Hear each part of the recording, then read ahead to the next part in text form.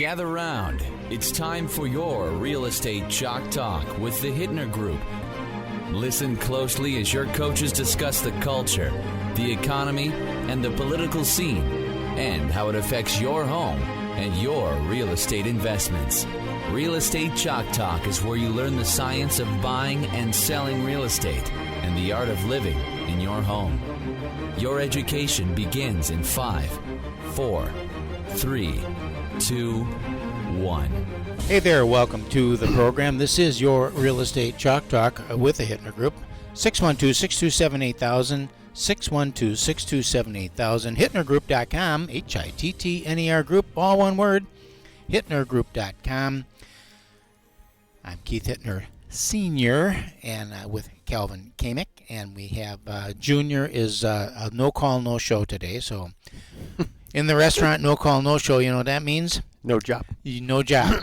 Get fired. All right, so we have an interesting week going on this week. Start off the segment with how your week started. How my week started. So I'm dropping my daughter, or my granddaughter, Yep. off at Holy Angels School. Okay. Monday morning, lovely Monday morning trip. Take her to school and drop her off. I'm on my way home going eastbound on 66th Street. Okay. And two young students from Holy Angels, apparently late for class, screaming through, blew the stop sign. Stop sign, not stoplight. Not stoplight, stop sign, and hit me broadside. Passenger side, driver's side? Driver's side, hit me right in the driver's side door. Wow. Driver's side door and front wheel. And nailed me, threw me right up on the sidewalk. Now, think about this. They had a Volkswagen, like a Passat. Passat, yep. Something like that. And so they hit me, and I'm driving a Lincoln Navigator L, the big one. Yep. So it's like a pickup truck. Mm-hmm. Threw me right up on the sidewalk. Jeez. So they weren't going 10 miles per hour? No, they were going full throttle. So they must have been going 35 miles an hour, I suppose, 40 maybe. Anyhow, I'm up on the sidewalk. So it's amazing to me. All I heard, the cops, the insurance company said, well, did you do anything to avoid it? How do you avoid someone running a stop sign? I'm just driving down the road. I'm looking ahead, And so, no, I didn't do anything to avoid it. It didn't seem like you tried to brake, sir. No, I didn't try to brake. I had no reason to brake. And then I hear this boom, and I'm, you're stunned. What is that? Airbags go off. It's a shotgun shell that fires the things off, essentially. Seriously? Yeah, okay. Essentially. So it goes boom. The whole cabin is full of smoke. Because of the airbags deploying. Because of the airbags deploying. Now, does it hurt? Does it hit you? No. Like they always say, it hits you in your face because you have one come up from the steering wheel, slaps your face, and all. No? Didn't do that. What Okay. I did notice is that I had a little soreness from, and still do a little tender from the seatbelt. Okay. On the one side. Not bad. And but I'm up on the sidewalk. My four-way flashers are on. The horns are blowing. So, bump, bump, bump, bump. And it calls 911. The car. Huh. Calls 911. I look at my phone, and there's a big red screen, 911. And before I go, so then I try to open up the door. Can't get the door open. I realize I've been hit, obviously. Yep. I'm not the brightest bulb on the tree, but I figured that one out. Okay. So I figured I was hit. I couldn't get the door open. All this smoke, I didn't know if the thing was on fire or what. I just knew I had to get the heck out of there. Mm-hmm. For an old fart, pretty limber when you when you're in full When you have to. Pop that seatbelt off. I was over that center console and diving for the door on the other side, lickety split. Yeah. And then the airbags are down, so you had to dive under the airbags to get out. So, I literally swam out the door. Wow. How'd you open it? Did you have to go under the airbag and pop under the it and airbag? go? Yeah, just open the door. Okay. And scooted out there. The kid's car it was still in the middle of the intersection, and the front end was gone, completely gone. Wow. Nobody hurt. Thank The God. technology is amazing. It just nobody hurt. Not even a little bit. Sheila insisted that I go to the chiropractor and get, checked out and all that stuff. So I go there. I feel kind of silly even being there because I felt fine. Yeah. And everyone said, well, You just got to check. Yeah, tomorrow. that's smart. Tomorrow, Yeah. you'll be hurting tomorrow. So I came home and I just didn't feel any bad at all. But I went and got checked out. Nothing was wrong. Next day, nothing. She had rubbed some oils, Magic potion that she does on my neck and spine. It was fine. Just absolutely fine. My arm, I thought I broke my wrist because it was like all puffed up and red, and I thought, geez, it's something happened there. Mm-hmm. I must have just slapped it up against the steering wheel or Yeah. something. It was not that big of a deal, and then not even a bruise. Wow. So what's your thought as your few days out reflecting back? Well, buy a big vehicle. Okay. Don't replace it with a little one. So now I have this rental car, Yeah. which is a little Toyota something. Mm-hmm. I feel like I'm sitting on the ground. Mm-hmm. Like you're pedaling that sucker, huh? Well, it's quick. It's like really responsive, Mm-hmm. and the brakes, you just touch the brakes and it's like you're jerky, there. you Yeah. know. And I'm used to that big vehicle. You got to really push on the brakes to get her to stop. Mhm. It's a heavy vehicle, so it's a little getting used to driving that around, zippy. Yeah. But I pulled up to a stop sign the other day, and a big pickup truck pulled up next to me. I'm looking out the windows. I'm looking right at his tire. It's like, So there's not, there's not a lot of feeling of comfort in that thing. So what's the process? Totaled? Your vehicle get vehicle totaled? was totaled. So they Okay. came and they towed it away. Obviously, put it up on the truck. And there's a video online if you want to go to my Facebook page. There's a video online so you can see it. Mm-hmm. So they put it up on the truck and towed it away. Called the insurance company, and they said, okay, go on down and get all your personal stuff out of there. Get stuff out of there like you're never going to see the vehicle again. Because you're never going to see the Because you're vehicle. never going to see the vehicle Yep. again. So I've heard that once the airbags deploy like that, Pretty tough. They broke the front wheel right off. I mean, it was just so it was. Yeah. That- Yeah, your wheel typically doesn't lay flat. yeah, it was laying flat. Man. So Well, I'm glad you're all right. yep. That's So good. now I got the. Now what do you do? Got the notice yesterday that that they're issuing the check. I had UPS them the title yesterday, so I'll get the check. I'm going out shopping on Monday. I'll buy another one on Monday. So How do you like that process? I don't, Okay. because I liked my vehicle. Yep. And the thing of it is I bought that vehicle in 19 just before COVID, and now the same vehicle is like 30% more. I mean, it's just Really? unbelievable how much they've gone up in price. Man. So just to buy the same. So everybody vehicle, says it's a depreciating asset, but it really hasn't. that one done. wasn't. No? I mean, that one actually is. And I had gotten calls from the Lincoln dealership, and I go in there to have my regular service done. They offer me more than I paid for it all the time Wow. to take it back, just because used cars are so valuable. So, yeah, it's an inconvenience. Inconvenience. It's just terrible. But nobody was hurt. That's the good news. Mm-hmm. The kid got a citation on site for Mhm. whatever, because he was in the wrong, and it'll all be fine. But it's just a big hassle. Yeah. Makes you think. Yep.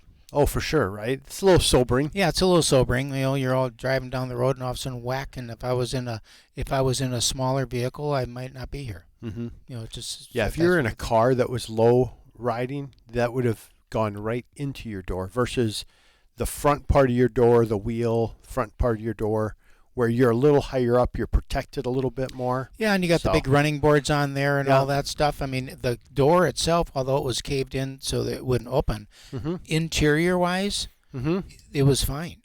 I mean, Oh, it really? didn't even push into the interior. That I could see. The airbags were all down. And if you're curious, again, go on the Facebook and watch the video, because I did open up the back hatch and just take a picture in so you can see how. Yeah, it was interesting. How you right? see the airbags, the side. I didn't know the side, the whole way down. All the way down everything the just side. it's just like a curtain came down in your whole vehicle. Right. Right. I mean, if you had a wine glass in the back, it wouldn't have broken. It's just Yeah. cushioned. So, kudos to Lincoln, because they build a wonderful, wonderful vehicle, and we're out shopping for another one. Are you? Yeah, Okay. absolutely. Well, good. So well, that's the start of your week. What That did you was do the that start. was helpful? What do you mean? What I do that was helpful? Well, last week, what did you help people? Did you? I do did. anything So I that was out at MI Homes, sat with my buyers out there, and we went through and picked out their cabinets and all that. That was a 4-hour deal. I like that process, the whole process you with do. people. Yeah. And I like it because when I go there, I was there last week too with a different client. When I go there, they're always like surprised to see the real estate agent there Why is that? because they usually don't show up. Well, but don't you think that's because you have probably 2 decades of new construction experience so that you can have a different conversation? I think that's true, Right. and I actually don't just sit there because I engage in the conversation, and I'm telling people when they're making selections, what about how does this fit in with your rest of your thing? I worry about what 5 years from now when you go to sell it. I'll give you an example when we're off about just that conversation that we had yesterday. I love the process, and I think that I'm getting paid to be there. I should be there and coach them all the way through, not just drop them on the doorstep and show up at the end to collect a check. So. Yeah. Hey, welcome back to the program. This is your Real Estate Chalk Talk with the Hittner Group, HittnerGroup.com, at Coldwell Banker, 612-627-8000, 612-627-8000. Give us a ring-a-ling-a-ling. We'd be happy to have a chat with you about your real estate needs. And that call, of course, no cost and absolutely no obligation. HittnerGroup.com, that's a great website to go to, too. Check it out, all the homes for sale in the areas. Search the blog site for good information. Okay, so when we went out, I was just going to tell a little story about You're talking this new meeting, construction. New construction. We're in why would an agent go to the design meeting, and I go to all of them because I think that I should, and I want to serve my clients the best way I can. So I go to the design meeting, and we're talking about the owner's suite. So there's two rooms in the house that really matter. 2 rooms. 2 rooms. One of them is the kitchen. Yep. And the owner's suite. I mean, that's really, yeah. Because you stop to think about it, the rest of the rooms really it's a box, right?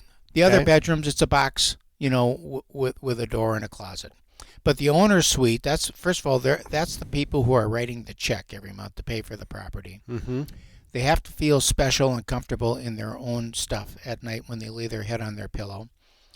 And I know that in the future, buyer number 2 is going to come in and buy that house when it's time for them to move on, and they want to feel that same way. So we want to make sure that we've done everything that we can to future protect that home in terms of the marketplace.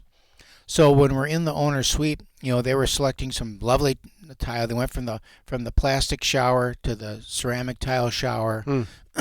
So all upgrades? All upgrades. Okay. Picked up some nice flooring in the shower, some wonderful fixtures for the bath, and accoutrements that go around in the master. And we're looking at the flooring. They had picked out sheet vinyl flooring, which was a great pattern. It was nice looking. But it's like, something? On the owner's suite, when the next guy comes in, and this is right now it's a $700,000 home. By the time you're done with it, it's going to be a $800,000 or $900,000 home, resale on the market. And they walk into the owner's seat and there's sheet vinyl. The expectation is there should be something better than that. Really? Yeah. And they makes sense, and right? Sure, and they agreed, and they picked out a lovely luxury vinyl tile, and it's terrific. I mean, it's just going to really complement it. It really goes well with everything, and now that whole owner suite presents very nicely. And then the other one is the kitchen. I mentioned the kitchens are so important. Of all that, have the good appliances, have the good countertops, the under counter lighting, the crown molding up there. That's where the people who are paying the bills spend most of their time. Yep. And so you want to make sure that those 2 areas are dialed. And are you seeing that then leads into this great room area? So it's one big area it that is everyone kind of lives? Yes. And is that common in everything you see? Very common now. And for my own purposes, I live in a big toilet, I call it. We have a big house, formal dining room and all that stuff. Never use a formal dining room. You don't use your formal living that often, do you? No, very rarely. When we have people over, yeah, sometimes we'll use it.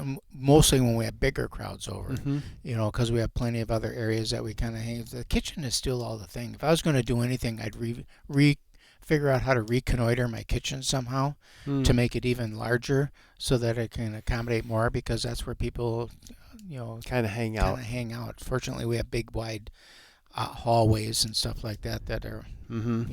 can accommodate people. But enough of that. Mm-hmm. So we have the market this week. Pretty interesting. We're so stable in the marketplace. A few things. The contract ratio dropped down to 51%. Now, what does that mean? That means that properties under contract, we have twice as many properties for sale as we have under contract. Okay. A couple of years ago, it was exactly the other way around. Hmm.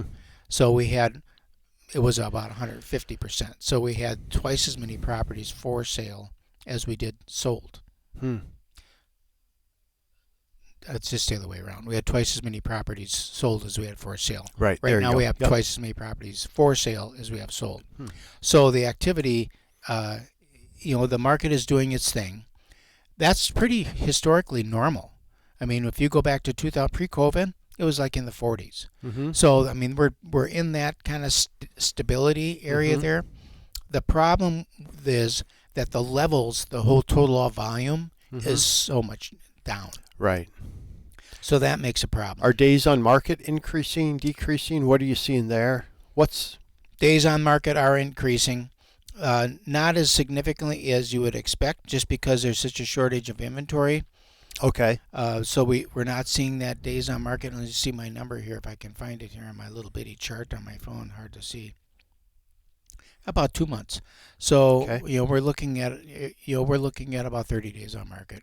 Really from the time that the property hits the market until there's an offer. What we do see is that we have a lot of cancellations coming and a lot of price reductions. In the last 7 days, 1,000 properties. Now we have on the market right now. We have 6,500 properties. Last week it was the same. It was 6,500. I mean, it's almost exactly the same as the previous week. How many homes sold last week? I mean, what are we seeing come on and come off? About 1,000, 1,100. 1,100 came on. Kind of rolling. Okay, and it was the same. And went as the under week before. contract last week as And well. went under contract. Yeah. So 4,000 a month, 4,000 to 5,000 a month. Is that what the? About 1,000 a month. 1,000 a month. 1,000. Oh, not a week. per week. Sorry, a week. Yeah, so Yeah, a month. So 4,000 or 5,000. Sure. Okay. Do the arithmetic. So I forgot where I was going with that. We were talking about, where was it before you interrupted me? Just the homes on the Oh, market 1,000. today. So yeah, 6,000 homes on the market, Mm-hmm. and we had 1,000 of them do price reductions. 1,000. Wow. Yeah, I mean that's a big deal. Mm-hmm. Doing price reductions like that, and that's what you see it. I was reading an article this week. Open Door did a study, Okay. and they were looking at pricing, and what does pricing look like in terms of how traditionally markets move and all that. And the pricing is, if you misprice a home in the fall, you definitely get punished for it. About 34% of the time, that house is not going to sell. It's going to come off the market, and you'll come back on maybe the following year Mm-hmm. with a different real estate agent or a different company, because everyone likes to blame the realtor for Right. overpricing. But it's a dangerous thing. You have to be very careful about pricing the home in the fall, because you have fewer buyers. The buyer pool is down significantly, 38%. Usually the buyer pool drops off in the fall. So you have fewer buyers. They're more discerning, and they're just not going to pay overpriced for a property. Right. So you have to watch it in terms of leaning forward. The market is cyclical. There's the trimesters we talk about all the time. Yep. You got your spring market, your summer market, and your fall market. Mm-hmm. Your fall market is a good market, but it's not spring, and so you can't price ahead. Okay. And figure that you're going to have some kind of a gain, because you're not, because the gain is coming in 3 months. So there's that whole kind of a deal that's going on in the market, but it is just we're just kind of limping along. Mm-hmm. And now with the news this week, where rates are going to be what they got. Well, we'll talk about in the fourth segment. I mean, the rates are way up there, and because of this low inventory, we'll talk about it in the next segment. On the tail end of that study, they have something that's called an anytime buyer. Anytime. Not Anytime Fitness. Anytime buyer. Not Anytime Fitness, an anytime buyer. What's that mean? An anytime. Well, we typically have these weighted markets where we got a spring market, you got a lot of buyers come out, they want to buy in the spring, their rents are coming due on their wherever they're renting, their leases are up, they're pressured to buy at that time of the year. Okay. In your summer market, that's when your families are moving up. They want to get their kids in before school. They're looking for that move-up property. I mean, it's just that's a real specific time of the year. And then the fall has typically been more like relocation business. Corporations want to get their relos wrapped up by the end of the year. You've got people with their deadlines in their mind, and we want to be in by Thanksgiving. We want to be in by Christmas. We want to be in by the end of the year. Those kinds of things. So all of those markets kind of carry their buyer, and they have different activity levels.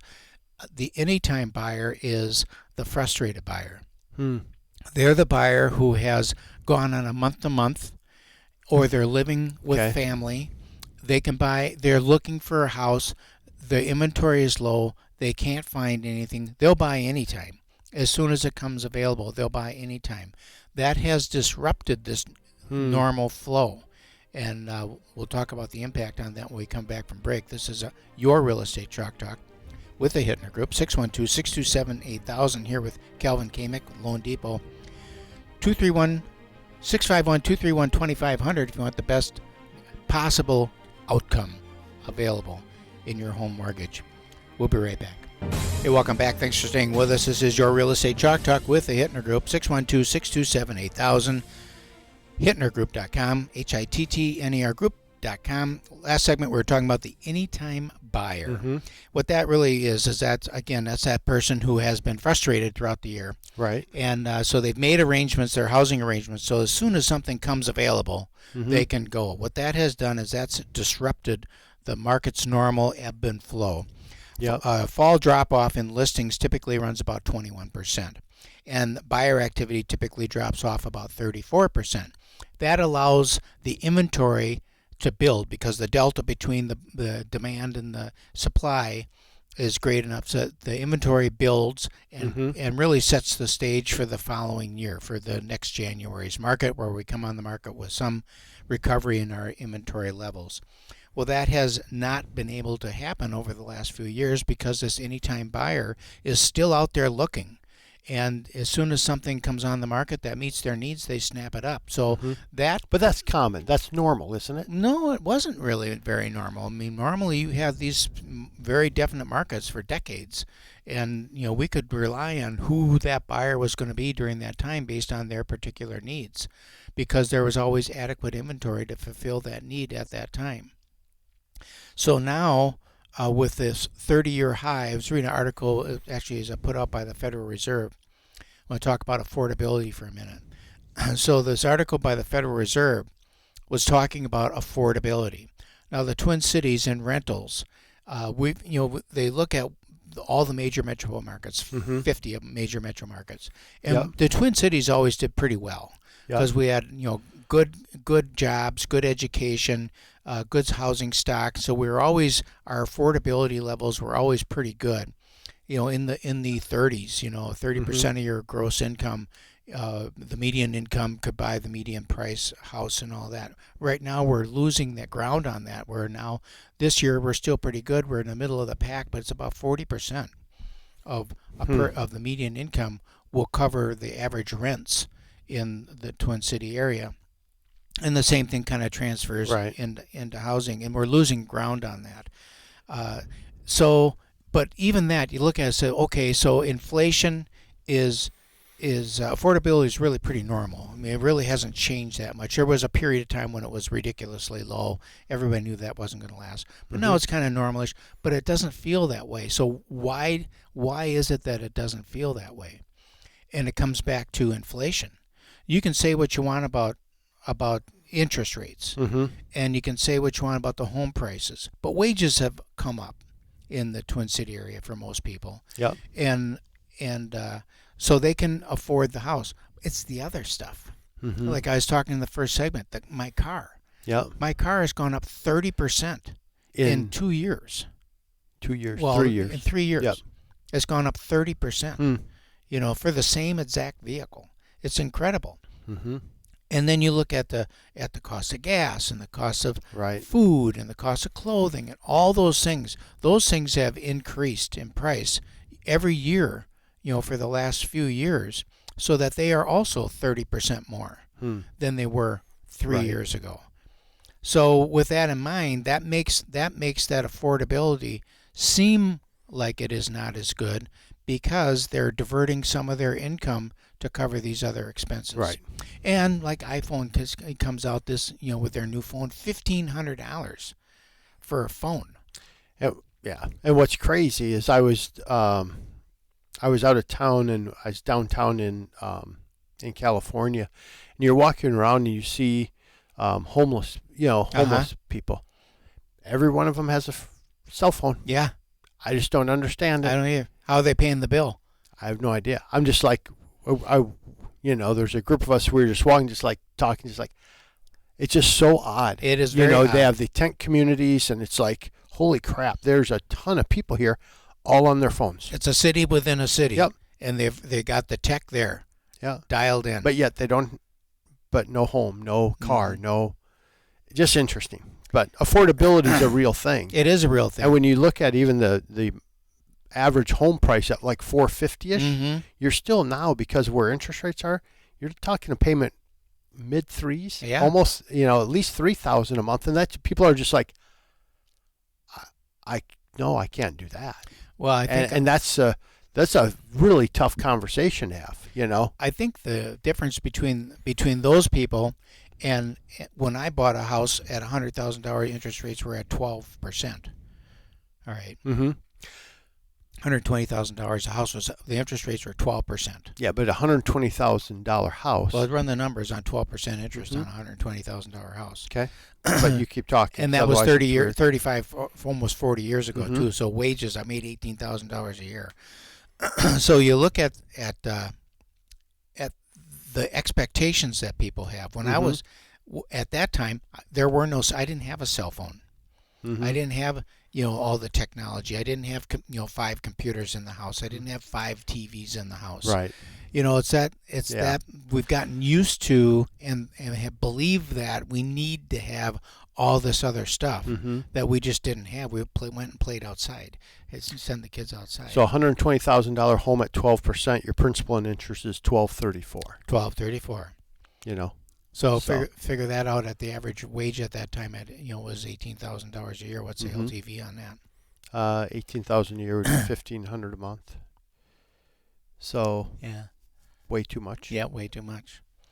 Well, you couldn't even qualify. Exactly. So you had to, you know what I mean? But it was like that. It was so.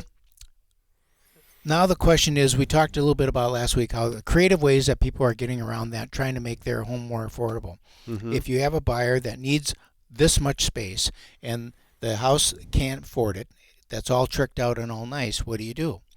You buy one that's not all tricked out and all nice, and they're out there. Yep. We've got one on the market right now. It's. Oh, do you? Yeah, we got a couple of them that they come on the market, and it's it needs a lot of work, so it needs to have a rehab loan. So that's what people are doing, is they're buying homes that are not as nice, with an idea that, well, it's in the place I want, the school district I want, it's got the square footage I want, I can fix it up. So now the question is there out-of-pocket monies required on that? And so I'll tell you a story about a rehab loan situation I was in this week. So we have a house just like this. Gal wants to buy the house, needs a lot of work. She's very good friends with her loan officer. She teaches her piano or something. So I couldn't pull her off of there and send her to you. Yeah. So I'm talking to this loan officer, nice gal, has no idea what a rehab loan is. I said, well, we got to do a rehab loan. She said, I don't. No, we can't do a rehab loan. That was her first default, was no, we can't do that. Love that. I said, yes, you can. This is how you do it. And so then she said, no, can't do it. So I said, okay, well, I'm going to have to talk to Kelvin then. So it's the threat then all of a sudden she did some research quick. Yeah. She called me back and said, oh, I guess we can do. Hey, good news. Good news. We can do New one. product just came out. Yeah. And, but she's never done one. Right. And so the whole process all the way through Mm-hmm. has been just clunky. Yep. And I'm asking. That's your favorite word. Yeah. That's your favorite not liking what's going on word. It's just clumsy and clunky. And it's like every time I ask a question, she doesn't know the answer to the question. She's got to go do some research. And that makes me nervous because I know someone that I'm relying on to make a smooth transaction is in the driver's seat not knowing where they're going. It's like they're driving with the blindfolds on with somebody sitting over on the side of them telling them to, edge a little bit Turn to left, the right. turn right. You're veering. Yeah, you're veering. Makes me very, very nervous. So, but gets back to the whole concept that we're talking about here is people need to buy homes that fit their family and their lifestyle. And if they can't afford the one that's new and all polished up and all shined up, there are lots of alternatives out there that they can look at of properties that are not that way. We do a lot of probate work. A lot of these probate houses that we work with, the grandma's been living in it for 50 years and she hasn't done anything in 40. So, they are a perfect match for that. Now, we've got a program where we'll go in and we'll fix that house all up and we front the money and we get it all dialed in and ready to go. But some people just don't want to do it. They just want to get rid of it. You do that for the seller, we though, do that not for the seller. buyer coming into the new property, right? We probably could do it for the buyer, though, too. Could you? Oh, yeah. We could figure a way to do it. We'd use a rehab loan is what we do. Well, I know. That's what I'm thinking. Yeah. You do a rehab loan for the buyers, Yep. and you use your program for sellers. Yep. And between the two of us, we get that house dialed in just the way the buyer wants it, maximize the return on investment for the seller, and the buyer's going to get a very nice house. We come back from break. We'll tell you more how to do that. Calvin's going to go into rehab loans a little bit more when we get back from break. This is your Real Estate Chalk Talk. I'm Keith Hittner Sr. with Calvin Kamick.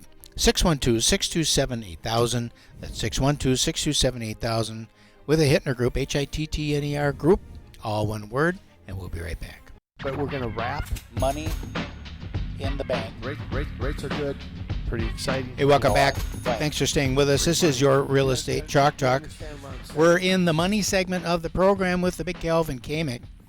Okay, so when we went out to break last time, we were talking about how someone could buy a house and get the square footage they want and have it be affordable so that they can get into it and then have the money resources available to them to do a little fix up afterwards. And we've been talking about rehab loans, so why don't you just take it from there? Take it from there on rehab. Well, a couple things on the rehab. One, there's a simple one, right? $35,000 is the max that you can borrow on it. On all of them, you have to get a construction, sworn construction statement. So walk us through what that process would be like then. You buy the property. Okay, negotiate the best deal you can best deal for the property in the condition it's in. Correct, and you have your contractor come with you at the time and say, and you're talking to them. Let's say it's Matt, then you say, "Hey Matt, what do you think about this or this, or we take that wall out, we do this," and then he'll put together, being a general contractor, put together a bid for you.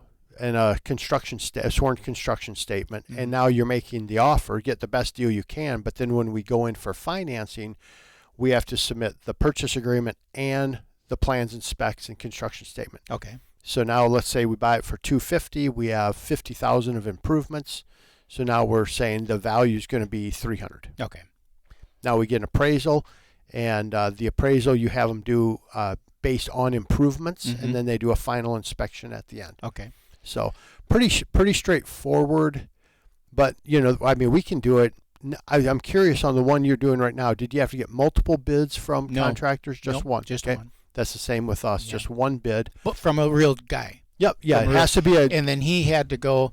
He has to be go and fill out some form paperwork and all that stuff. They need to know that this is not your next door neighbor. Yep. Legit deal. Yeah. Right. Yeah. So. And you can use it, even if it's just for carpet, paint, appliances, move a quick wall or do that. You know what I mean? Like it doesn't have to be this huge deal. And a lot of times it's just a way to kind of get the improvements you wanted on that property anyway. But now you can finance it versus trying to come up with those dollars after close because you've just kind of spent everything on down payment, closing costs, everything. So now we're all in. And well, you're out of cash. I don't have any money. Yeah. Well, you could have added another $35,000. It changes your payment it doesn't move the needle a whole lot, but now we have the money for all these things. What about appliances? Yep. Yeah, appliances. So you're doing a kitchen, you get all new appliances. Countertops, which appliances. is so great because it's like if you went to the bank and said, hey, I want to buy all new appliances. Can you give me a 30-year mortgage on them? They would, escort you out of the building. Mm-hmm. So here is an opportunity for you to get those appliances wrapped in to your improvement. Mm-hmm. And the reality is, we're telling people right now as everybody like wrings their hands over rates, if you love the home and you always talk about if it has good bones, if the structure's solid, man, get that home now because you're probably, like you said, 1,000 homes have a decrease in their listing price right now because people are starting to get nervous selling their homes this time of year. You can pick it up, do a renovation loan to improve it, and know that in 6 months to a year, we're going to have a time where interest rates recover, come back down, and now we'll redo the thing. And with our lifetime guarantee, there's no lender fees, there's no appraisal fee, still have an appraisal done, but there's no fee for it. It's kind of like, God, that's not a bad way to play this right now. And just using your example, if you look at just a very modest, say that we had, a 2% appreciation on that property, and so you've got a $300,000 property that's going to appreciate at 2%. That means that you're gaining $6,000 a year on that property, because your appreciation is based on the whole value of the property, not on your purchase price. Not on your down payment amount. Right. So if you take that $6,000 and factor it into the actual cash that you've got into the property, that's a pretty nice return. Yeah. Just from a pure investment standpoint, and you've also improved it. It's just a smart play. Mm-hmm. Just a smart play. I know what you're saying, and we're just trying to encourage people to keep looking. Because there's a lot of good homes on the market. We're not running into multiple offers as much now.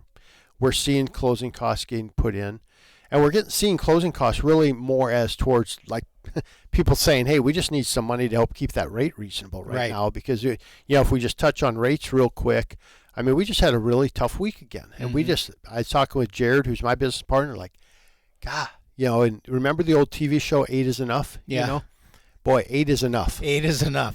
8 is enough, and we're in the 8s now. If your credit, I was running, my computer of course dies right as we come into the segment, which was great. But when you're looking, if you got a little banged up credit, like 730, 740, I mean you're talking that isn't even banged up. No, but you're still talking low 8s, right? Best case scenario, you're getting high 7s right now, and that's just shocking a little bit to people, But again, what are we doing? We're doing a 1-0 buy down for nothing. We could do a 2-1 buy down if you wanted to. So now you start 2% under. So now we're at least starting high 5s, maybe. Still, it's and still that ramps up great. over how long of a period? 3 years. 3 years. Yeah. So you got you start 2%, then 1%, then in the third year you're ready. So you'll be okay. By the third year you're refinancing. Yeah. So we're okay on that. But what came out strong. Jobless claims came out better than expected. The jobs report came out this morning. They were anticipating adding 170,000 new jobs, and it came out at 336. So they're only off by half, which you never see. Right. But what happens then is the labor market isn't cooling off. Right. That's making everybody nervous. So now this morning you see rates are just. So now we got that November Fed increase locked in. Absolutely. Yeah. Yeah, I think that's now a done deal. Yeah. Right? So it's just like, come on. And we talked about it this morning at coffee, like, man, there's just some funny math going on somewhere because I don't see the new jobs. I asked you if you saw them, like I'm just missing it, but I don't know where all these new jobs are, and I don't know if they're just service industry jobs. It didn't break down, but man, I just, there's a guy being interviewed on one of the news shows, and he was a Democrat. Forgive me, I can't remember his name, but he was a Democrat, and he was talking about the housing market and how we can do, because they're talking about affordable housing, and for the first time, I heard out of a mouth of a Democrat, they're talking about, well, we need to get rid of some of these regulations and fees that are charged by. Of course, they blame it always on the local governments. Right. To to get the price down, and that's true. I mean, when you're gonna build a house, the fees in that lot, just in the development, the sack and whack, and the building permits and all that stuff, you got $50,000 or $60,000 into it before you stick a shovel in the ground, just in fees and permits. Yeah. So that's partly driving then, and everyone base their build on cost. So now you take that 60,000 with a multiplier effect, right? And that's what happens when it hits the retail. Yep. Because no one's just passing dollars along. No. Well, and it's what we talked about. Gosh, it had to be probably a month ago now, where you talked about the increase in sales tax. I haven't heard anybody say a word. No. I haven't seen anything. I saw one article come out, because I get Minnesota stuff, and it's like, hey, everything costs you more today. Right. No, we turn a blind eye and just pay it. And what are you going to do? And especially if you're in Ramsey or Hennepin County, it's a little bit, it's just even higher. Yep. I'm just like, golly, there's something about just the masses, right? And we just go along and do our thing, and in the meantime, things are eroding away a little bit. Well, and not like we're getting off that whole. I know, but you got the mainstream media that also goes out of its way not to inform people of certain things, right? If it doesn't follow their political viewpoints. So what problem did you solve this week? Talk a little bit about just what did you accomplish? Would it be around the new construction arena? I think it's that I solved the problem of getting myself out of a vehicle quickly. and into that, but it's just like normal workaday world. I'm working, spending a large portion of my time right now this week just getting through all this probate stuff. We've got some new systems lined up so that we can service our probate clients and their families to try to get them the distributions that they need out of the estates and maximize the yields on those estates. I'm really excited about our rehab business because there are opportunities there as a listing agent. If I list a house that needs work, there's a two-pronged fork that I can use there. I can invest some of our commission dollars into getting that house ready for sale and recover that after the sale. I can also put a loan in place that offers that buyer coming in some advantages that they maybe would not have through another company, and partnering with Loan Depot gives us the ability to do that. So if you have a house that's challenged in any way there, you just don't want to do it, just give us a call, because we'll go in there, we manage the project, we put it all together, and we'll maximize the investment, the yield on your investment there, and make it the best possible outcome for sure for that buyer coming in as well. If you want to have a quick conversation on your situation, give me a call, 651-231-2500. It all starts with a conversation and just kind of see where we go from there. This is your Real Estate Chalk Talk with the Hittner Group, 612-627-8000. 612-627-8000. Junior's on probation. He's a no call, no show today, so we'll see what kind of an excuse he's got when I talk to him later in the day. We'll be back next week.